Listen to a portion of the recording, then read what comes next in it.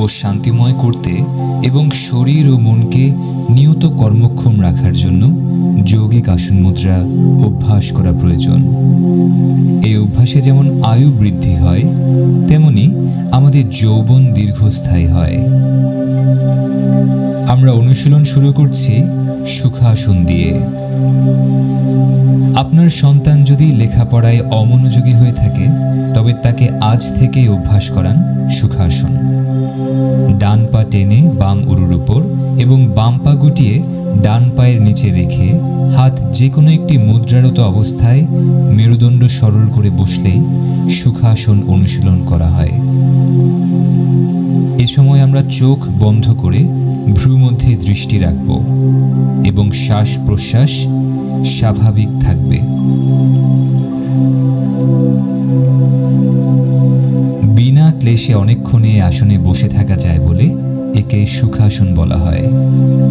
সুখাসন মনের অস্থিরতা, স্নায়ুশূল ও পায়ের বাত দূর করে, মেরুদণ্ড সরল রাখতে সাহায্য করে। সুখাসনে বসে এই পর্যায়ে আমরা করব মস্তক আবর্তনী মুদ্রা। আমরা অনেকক্ষণ ডেস্কে বসে কাজ করার পর ঘাড়ে যে ব্যথা অনুভূত হয় তা দূর করতে পারি এই মস্তকাবর্তনী মুদ্রা অভ্যাসের মাধ্যমে।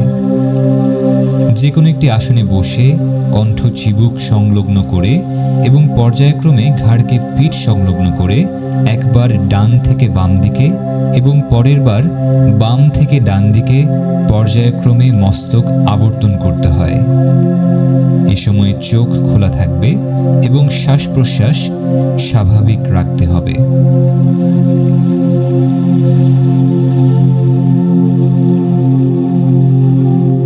মস্তকাবর্তনী মুদ্রা অনুশীলনে মস্তিষ্কের সেরিব্রাম ও সেরেবেলাম নামক অংশদ্বয়ের অবসাদ দূর হয়। স্মৃতিশক্তি বর্ধনে এটি সহায়তা করে। সুনিদ্রা সম্পাদনেও এই মুদ্রাটি খুব উপকারী। সাধারণত 10 থেকে 15 দিন অভ্যাসের পর এই মুদ্রার উপকারিতা আপনি অনুভব করতে পারবেন। তবে প্রবীণ ব্যক্তি এবং উচ্চ রক্তচাপ ও সার্ভিক্যাল স্পন্ডাইলোসিস যুক্ত ব্যক্তিরা এই মুদ্রাটি অভ্যাস করবেন না। আমাদের পরবর্তী আসন সুখ গোমুখা আসন। হাঁটুর উপর হাঁটু রেখে দেহের পশ্চাৎ পার্শ্বে বাম দিকে ডান গোড়ালি আর ডান দিকে বাম গোড়ালি রেখে 2 হাত দিয়ে একসাথে হাঁটুদ্বয়কে ধরে রাখলে সুখ গোমুখা আসন হয়। এই আসনে আমাদের হাঁটুদ্বয়কে গরুর মুখের মতো দেখায় বলে একে গোমুখা আসন বলা হয়। সুখ গোমুখা আসনে বসলে অন্ডকোষাদি প্রচুর চাপে থাকে বলে বীর্যস্খলনের সম্ভাবনা হ্রাসপ্রাপ্ত হয়। স্ত্রীলোকের জরায়ুর স্থানচ্যুতি দূর করতে এটি গুরুত্বপূর্ণ ভূমিকা রাখে। এই আসন মনের অস্থিরতা দূর করে। সাধারণত 1 থেকে 2 মাস অভ্যাসের পর এর উপকারিতা অনুভব করা যায়। তবে অন্ডকোষে কোনো স্ফীতি, বেদনা ও পীড়া থাকলে এই আসনটি অনুশীলন করবেন না। সুখ গোমুখাসনে বসেই এই পর্যায়ে আমরা করব অষ্টধ্বনি মুদ্রা। যাদের কথা বা উচ্চারণ স্পষ্ট নয় তাদের জন্য খুবই উপকারী একটি মুদ্রা অষ্টধ্বনি মুদ্রা। যে কোনো একটি আসনে বসে আমাদের জিহ্বাকে তালুতে স্পর্শ করে রেখে সজোরে ছেড়ে দিলে একটি ধ্বনি সৃষ্টি হয়।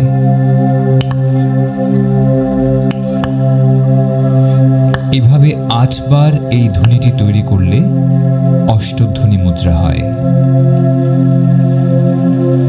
মুখের আড়ষ্টতা দূর করার জন্য, উচ্চারণ স্পষ্ট করার জন্য, স্মৃতিশক্তি বর্ধনের জন্য, আলস্য ও তন্দ্রা দূর করার জন্য অষ্টধ্বনি মুদ্রা খুবই উপকারী। এই পর্যায়ে আমরা করব মুক্ত পদ্মাসন। বাম উরুর উপর ডান পা এবং ডান উরুর উপর বাম পা রেখে হাত যে কোনো একটি মুদ্রারত অবস্থায় হাঁটুতে রাখলেই মুক্ত পদ্মাসন হয়। এই সময় আমরা চোখ বন্ধ করে ভ্রূমধ্যে দৃষ্টি রাখব এবং শ্বাস প্রশ্বাস স্বাভাবিক থাকবে। এই আসনে বসলে আমাদের পা পদ্ম ফুলের মতো দেখায় বলে একে মুক্ত পদ্মাসন বলা হয়। মুক্ত পদ্মাসন মনের অস্থিরতা দূর করে। স্নায়ুশূল ও পায়ের বাত রোগে এটি বিশেষ হিতকর।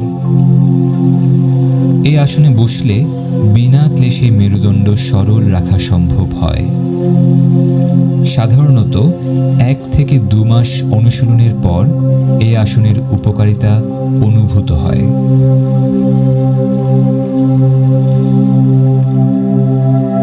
মুক্ত পদ্মাসনে বসেই এখন আমরা করব অভয়া মুদ্রা। যাদের হাতের বাত রয়েছে বা কোনো কিছু ধরলে অথবা লেখার সময় হাত কাঁপে, তাদের জন্য খুবই উপকারী একটি মুদ্রা হলো অভয়া মুদ্রা। বাহু বিস্তার করে ভূমির সাথে সমান্তরাল করে রেখে হাতের তালু নিচের দিকে রেখে আঙ্গুলগুলিকে যতটা সম্ভব কাঁধের দিকে তোলার চেষ্টা করতে হয়। এই অবস্থায় কিছুক্ষণ রেখে হাত মুষ্টিবদ্ধ করে নিচের দিকে নামিয়ে আবার পূর্বাবস্থায় ফিরে আসতে হবে। এভাবে কিছুক্ষণ ডান হাতে অভ্যাস করার পর একইভাবে বাম হাতে অভ্যাস করতে হবে।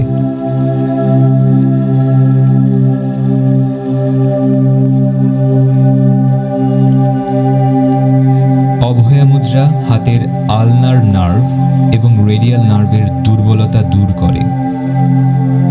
এই অভ্যাসের ফলে হাতের বাত দূর হয়, আঙ্গুলের জড়তা দূর হয়, লিখন কম্পন নিরাময় হয়।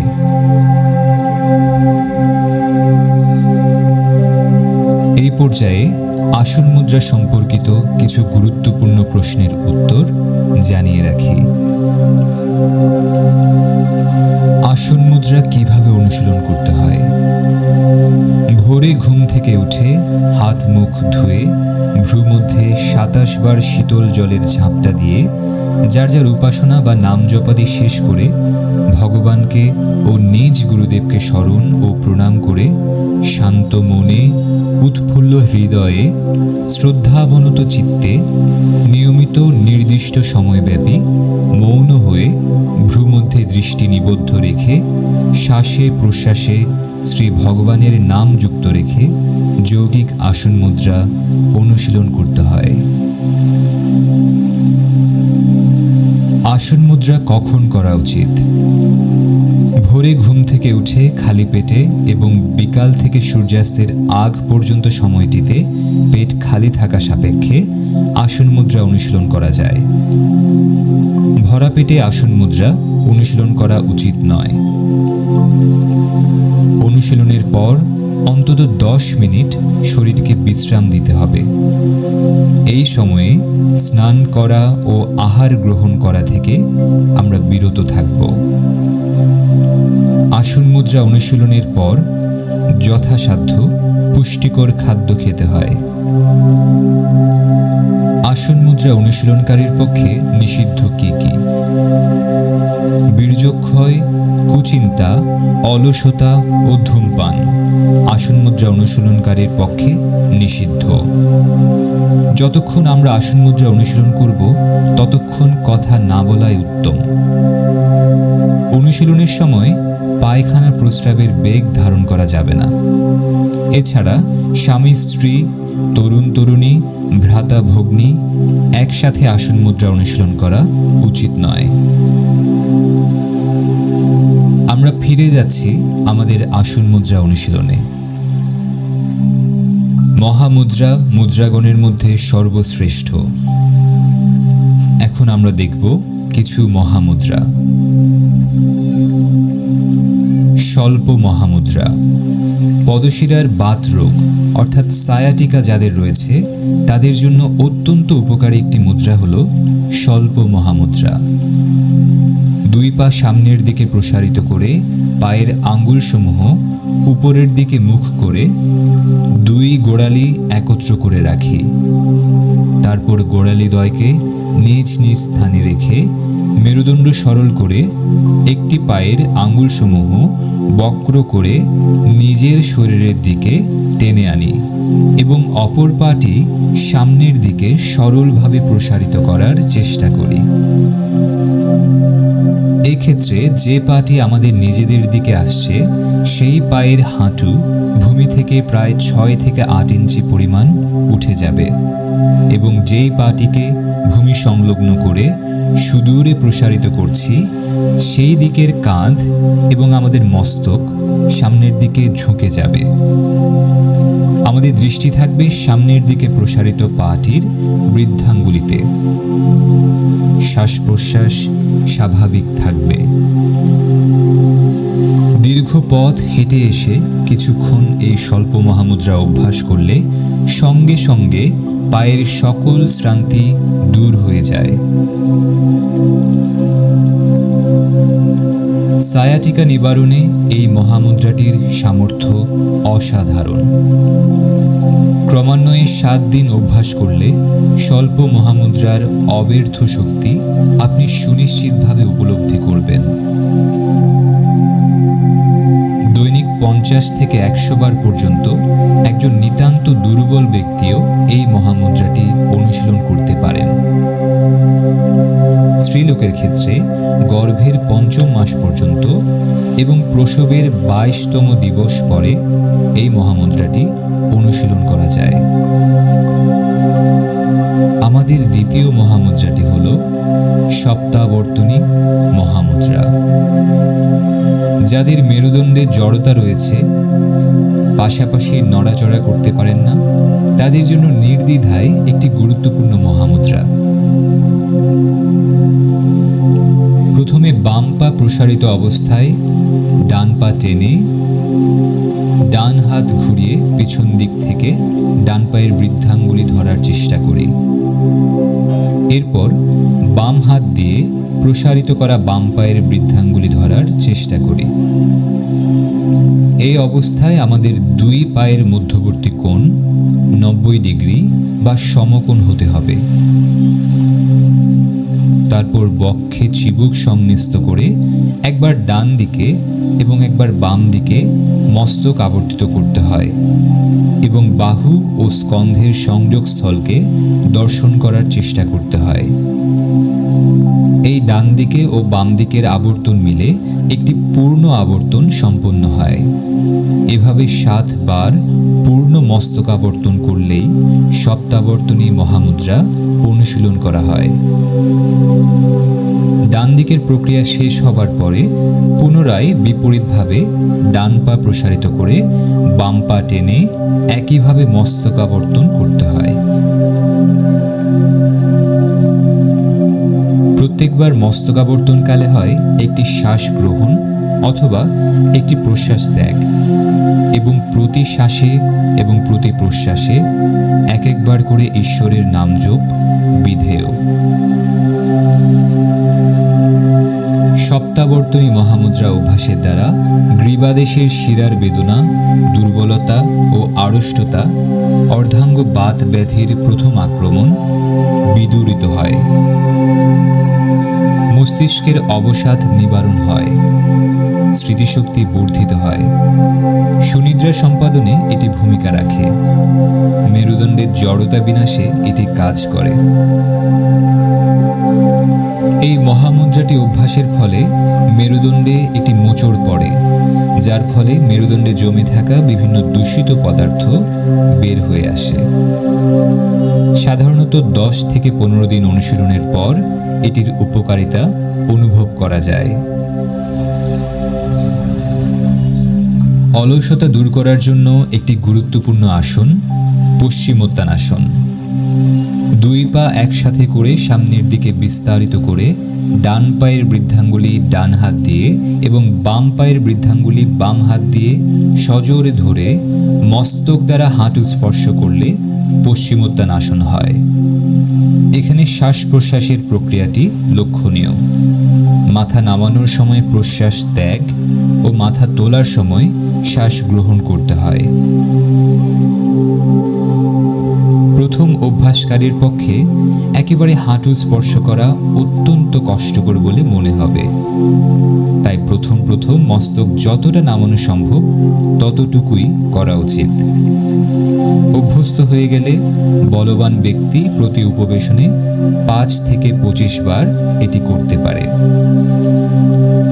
শ্রী শ্রী বাবামণি বলেছেন, চিরকালের অলস ও কর্মকুণ্ঠ ব্যক্তিদের যদি জোর করে ধরে এই পশ্চিমোত্তানাসন 15 দিন বাধ্যকরভাবে অভ্যাস করানো যায়, তাহলে আজন্ম অনুশীলিত অলসতা দূর হয়ে যায়। শ্রমকাতর অকর্মণ্য ব্যক্তিও কর্মঠ ব্যক্তিতে পরিণত হইবে। মস্তিষ্কের জড়তা, সার্বাঙ্গিক অবসাদ, স্নায়বিক দুর্বলতা ও অলসতা বিদূরণে পশ্চিমোত্তানাসনের ক্ষমতা অপরিমেয়। এছাড়া কোমরের বাত, পায়ের বাত, ঘাড়ের ব্যথা ও জড়তা, মেরুদণ্ডের জড়তা নিবারণে, স্মৃতিশক্তি বর্ধনে এটি খুবই উপকারী। 5 থেকে 10 দিন অভ্যাসের পর পশ্চিমোত্তানাসনের উপকার অনুভূত হয়।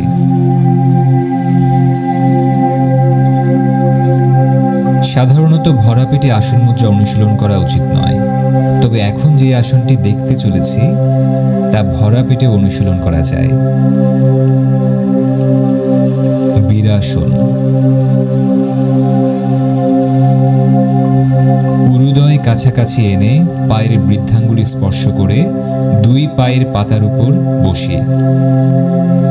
এই অবস্থায় হাতের তালু হাঁটুতে রেখে বুক টান টান করে বীরের মতো বসলেই বীরাসন হয়।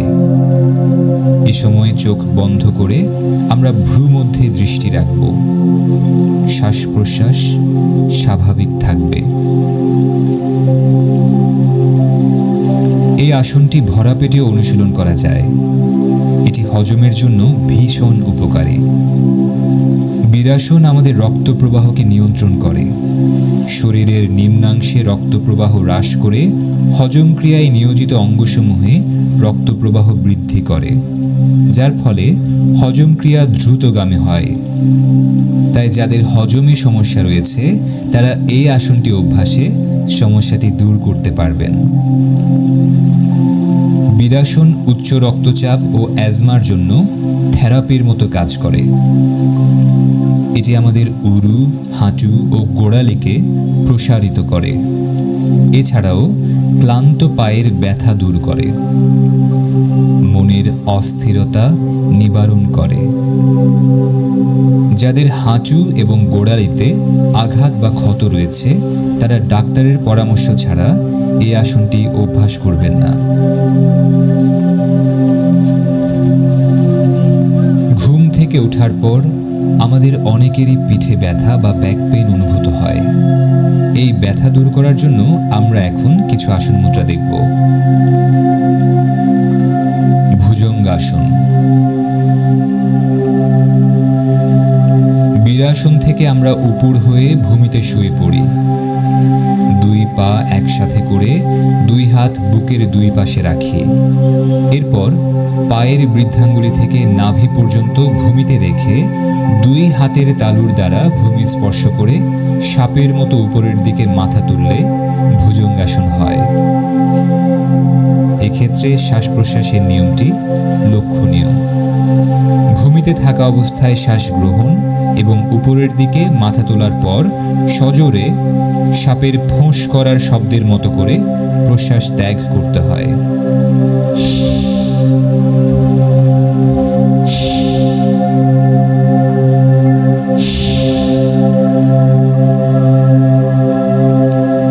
শরীরটিকে আবার মাটিতে ফেলবার সময়ে শ্বাস রুদ্ধ থাকে। একে কুম্ভক বলে। এভাবে প্রতি শ্বাসে প্রশ্বাসে ও কুম্ভকে একবার করে ইষ্টনাম জপ করা কর্তব্য। যোগীরা বলেন এই আসনের অভ্যাসে কুলকুণ্ডলিনী শক্তি সুপ্রসন্না হন। ভুজঙ্গাসন অভ্যাসে জনন যন্ত্রের আভ্যন্তর অংশের এবং সন্নিকটবর্তী কয়েকটি যন্ত্রের আংশিক দৃঢ়তা বর্ধিত হয় বলে এটি ইন্দ্রিয় সংযমের শক্তি দান করে। ভুজঙ্গাসন পায়ের বাত, পেটের চর্বি, ঘাড়ের ব্যথা, কোমরের বাত ও মেরুদণ্ডের দুর্বলতা দূর করে। এই আসন অভ্যাসে স্মৃতিশক্তি মৃদুভাবে বর্ধিত হয়। বুক, ফুসফুস এবং কাঁধ প্রসারিত করে। স্ট্রেস ম্যানেজমেন্টে এটি গুরুত্বপূর্ণ ভূমিকা রাখে। এছাড়াও কোষ্ঠকাঠিন্য দূর করতে এটি সহায়ক।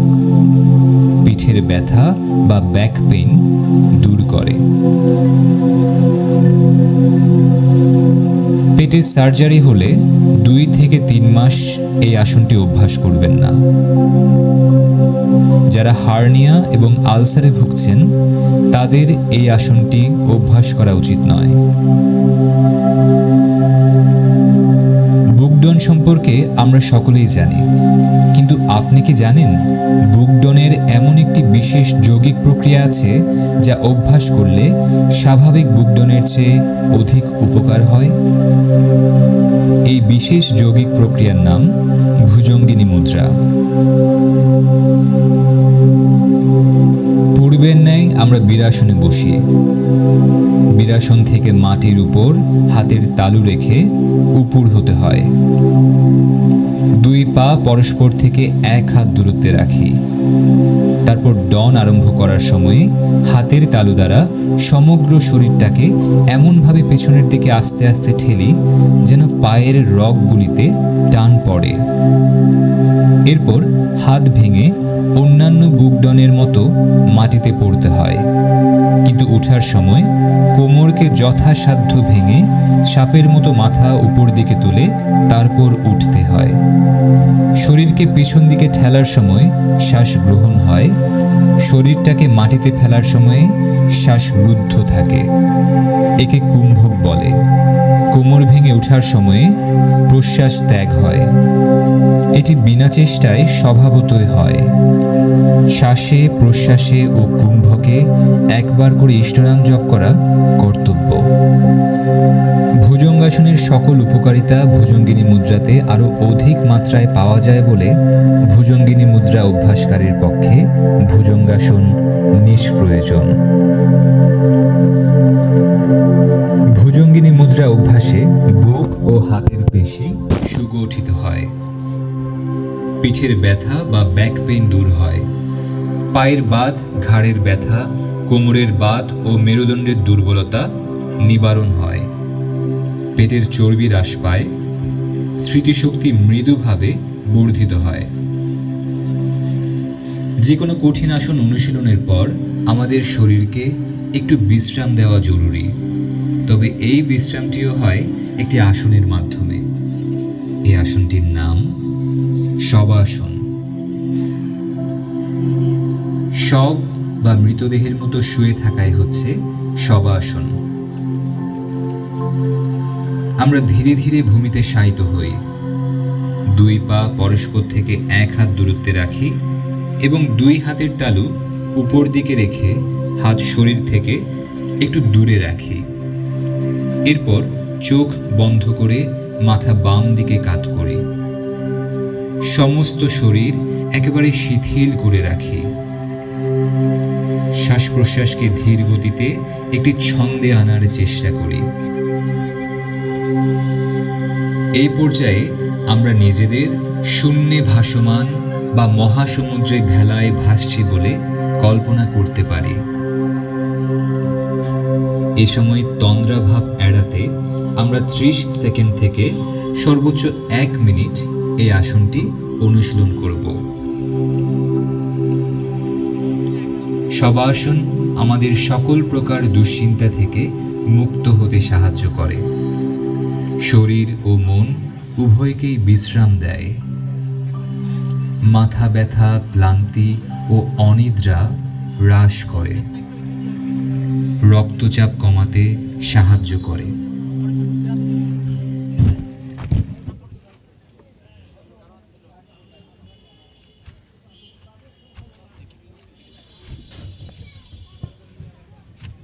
সম্মানিত উপাসক উপাসিকা বৃন্দ এবং অতিথিবৃন্দ যারা আছেন, আপনারা এতক্ষণ উপভোগ করলেন চট্টগ্রাম অখণ্ড মণ্ডলী যুব শাখা কর্তৃক আয়োজিত যৌগিক আসন মুদ্রা প্রদর্শনী।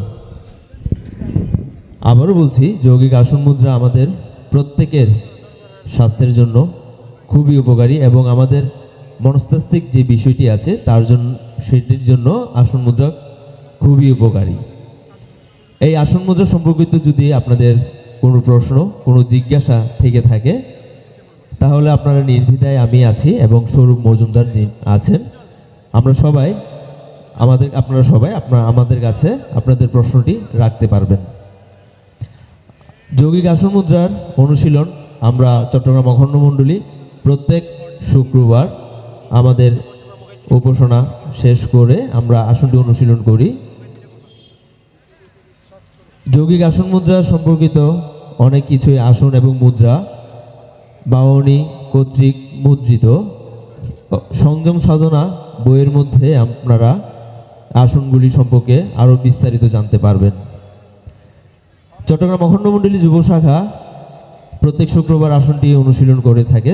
আসন মুদ্রা, এই আসন মুদ্রায় বিনা ফিতে কোনো কিছু ছাড়াই আপনারা সাপ্তাহিক আমাদের চট্টগ্রাম অখণ্ড মণ্ডলীতে আপনারা এসে আসন মুদ্রা অনুশীলনটি করতে পারেন। সবাইকে আন্তরিক ধন্যবাদ জানাচ্ছি, আপনারা এতক্ষণ ধৈর্য সহকারে বসে আমাদের এই আসনটি অনুশীলন প্রদর্শনীটি উপভোগ করার জন্য। আমরা প্রণামের মাধ্যমে আমাদের আজকের আসন মুদ্রা আমরা এখানেই শেষ করব। প্রণাম।